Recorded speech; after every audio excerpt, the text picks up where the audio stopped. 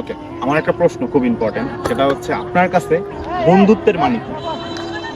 বন্ধুত্বের মানে আমার কাছে কিছুই না, বন্ধুত্ব বলতে কিছুই নেই।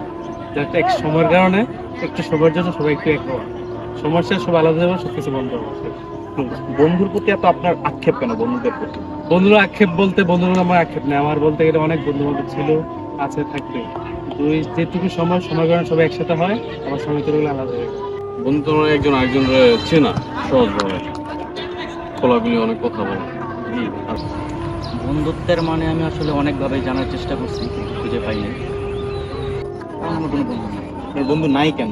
সেটা তো আমি জানি না। আপনার কোনো সমস্যা যে আপনি কারোর সাথে বন্ধুত্ব করতে পারছেন না? না, এমন কেন হবে? তাহলে মানুষের বন্ধু থাকতেই পারে, এই জীবনে বন্ধু ছাড়া মানুষ অচল।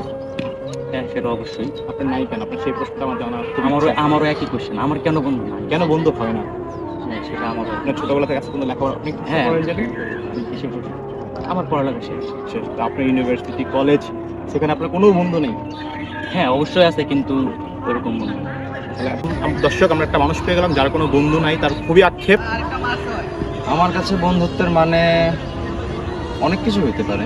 তার মধ্যে প্রধান আমি যেটা মনে করি সেটা হইতেছে যে বন্ধু মানে হচ্ছে আমি এমন কিছু কথা আমি বন্ধুদের সাথে শেয়ার করতে পারবো, যেটা আমি অনেক জায়গায়, ইভেন আমি ফ্যামিলির সাথেও শেয়ার করতে পারবো। মন খুলে তাদের সাথে কথা বলা যায়। আমার মন খারাপ থাকলে আমার মন ভালো করার জন্য আমি বন্ধুদের কাছে যাই। বন্ধুত্বের মানে আমি একটা ছন্দে প্রকাশ করি, যার মনের সাথে যার জোড়া লয় তারই বন্ধু করে। তো এখন ব্যাপারটা হচ্ছে, একটা মানুষের সাথে যদি আমার মনের জোড়া নেয়, তাহলে তার সাথে আমার বন্ধুত্ব সখ্যতা গড়ে উঠতেই পারে। আর যাকে নির্দ্বিধায় ঘর এবং ঘরের বাহিরের কথা বলা যায়, যাকে আপন করে চাওয়া যায়,